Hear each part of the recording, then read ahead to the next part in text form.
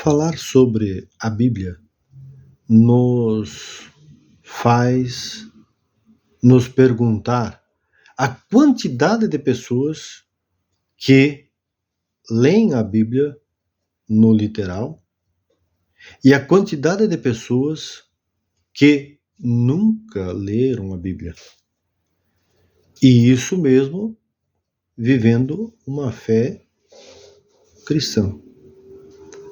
Ler a Bíblia é nós abrirmos um livro que foi escrito há 2000 anos atrás, que se fechou, assim que se concluiu o último livro, que foi o Apocalipse, entre o ano 95 a 110, então já fazem muito tempo. Mas que ganhou esse corpo com 66 livros, segundo a igreja protestante, depois as igrejas evangélicas também, seguiram com 66 livros, a Bíblia, e a igreja católica ficou com a Bíblia com 77 livros, a partir do concílio de Trento, meados de 1500.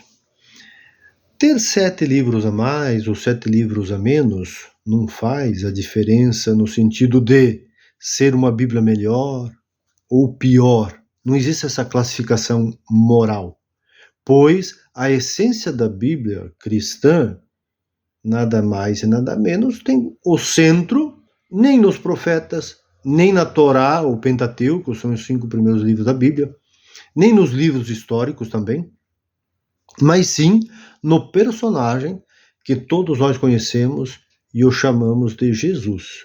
Jesus de Nazaré ou Jesus Cristo, como muitos também o chamam. Esse Jesus Cristo muito conhecido, então, dentro da igreja. O Cristo como uma, podemos dizer assim, uma representação ou definição divina.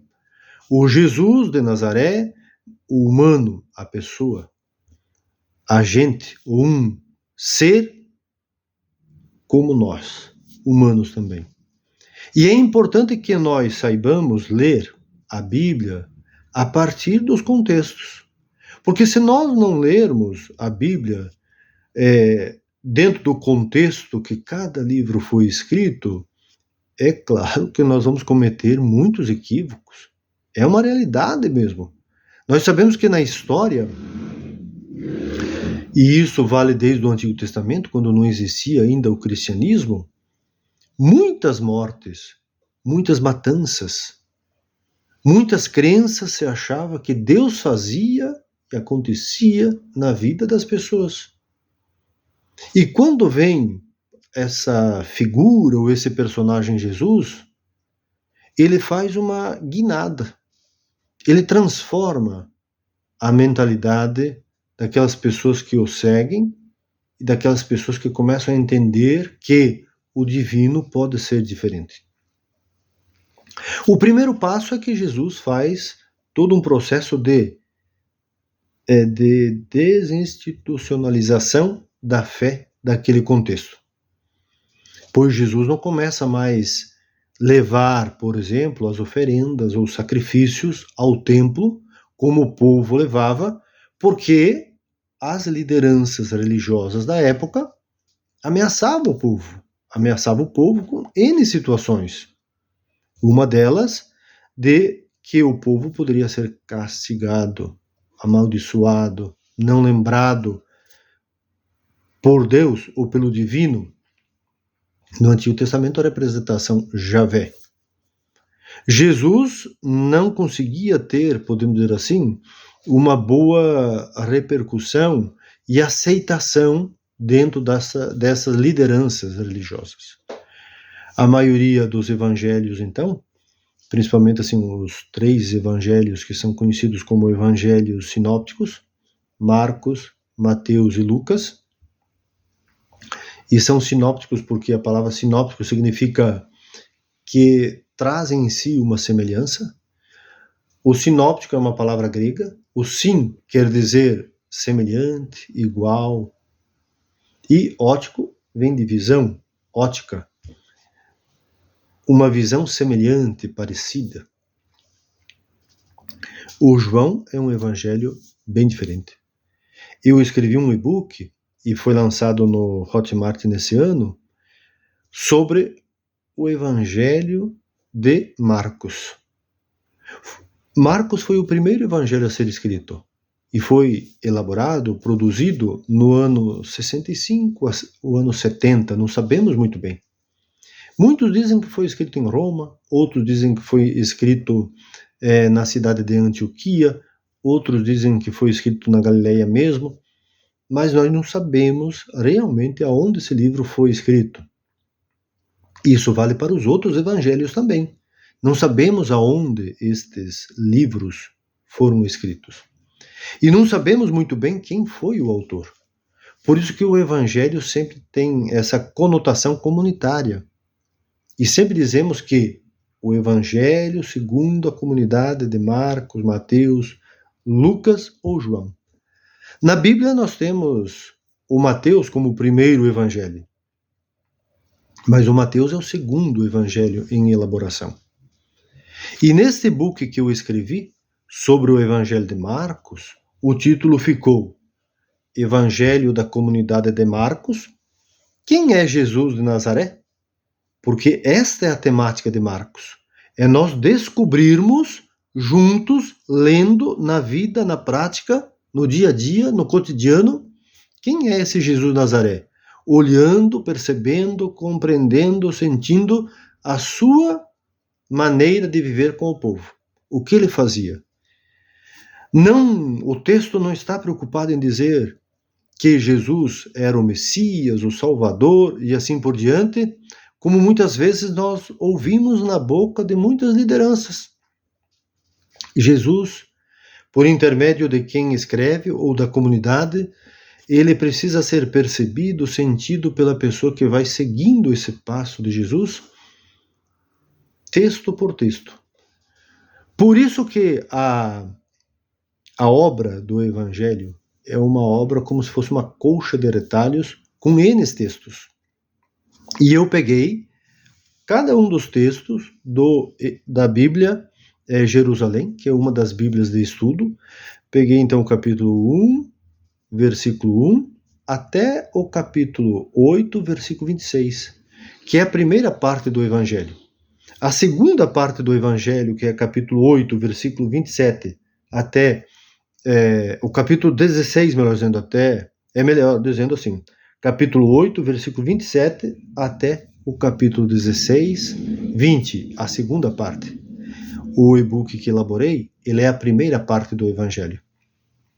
A segunda parte está sendo pesquisada, pensada para poder escrever, mas já esquematizei. Eu cito no e-book o texto, por exemplo, lá o primeiro texto do Evangelho de Marcos. E aí eu vou fazer uma explicação, uma reflexão, com muitos questionamentos, para que nós aprendamos que Jesus questionava. Jesus é um pensador orgânico, é um sábio orgânico, é como se fosse um professor orgânico. Ele não vai aprender na sinagoga. Muitos dizem que ele aprendeu a escritura que existia na época oral, não a escrita. Jesus é um camponês, é um galileu. Por mais que no contexto bíblico diz que ele nasceu em Belém, mas toda a vida de Jesus acontece na Galileia. É somente a partir então da segunda parte do Evangelho de Marcos que ele desce para Jerusalém. Vejamos, lá no capítulo 8, versículo 27, é que Jesus começa a sua caminhada para Jerusalém. Do capítulo 1, versículo 1, até o capítulo 8, versículo 26, Jesus está na Galileia. E Jesus ia vivendo a palavra e anunciando, vivenciando, aprendendo também junto com o povo galileu. As curas, e aí para nós entendermos o que significa cura, qual era a verdadeira enfermidade daquela época. E que muitas vezes nós achamos que a enfermidade da época é aquela enfermidade que estava no corpo fisiológico, mas não no corpo cultural, corpo institucional, corpo social. Jesus da Galileia, ele não está preocupado com as sinagogas, porque até o final do primeiro século, ano 100, 100 e pouco, não havia sinagoga na Galileia. O que havia são comunidades nascendo, crescendo, fervilhando, se espalhando dentro do Império Romano, que era muito grande. Mas aqui no contexto da Galileia, as casas vão sendo fermentadas, vão sendo colocadas como comunidades. Por isso que no e-book eu trago a ideia de que a casa é comunidade. Sempre escrevendo assim, casa, hífen, comunidade. Pois é na casa que Jesus se encontra. Na casa das pessoas.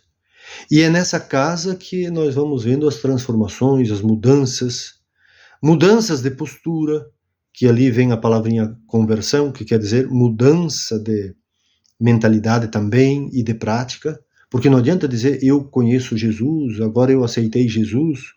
Aceitar Jesus, o conhecer Jesus é algo muito mais profundo do que nós podemos imaginar.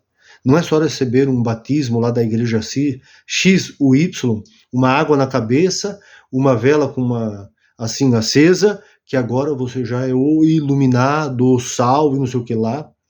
Pois a salvação de Jesus também não é uma salvação pós-vida, que acontece assim, morreu, agora vai salvo, ou morreu, vai ser condenado.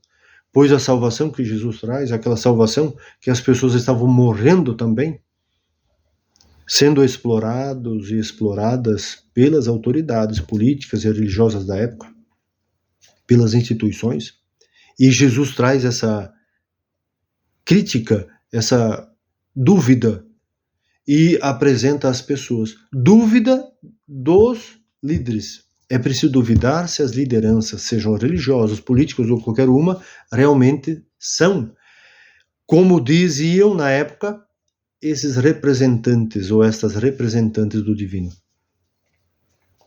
E assim, meus caros amigos e amigas, nós temos então o título do e-book. Evangelho da Comunidade de Marcos. Quem é Jesus de Nazaré? O Messias inesperado da boa notícia da libertação. Quem quiser, só entrar lá no site Hotmart, digita esse título e digita também o meu nome, Edson Klebs Negri, que vão encontrar.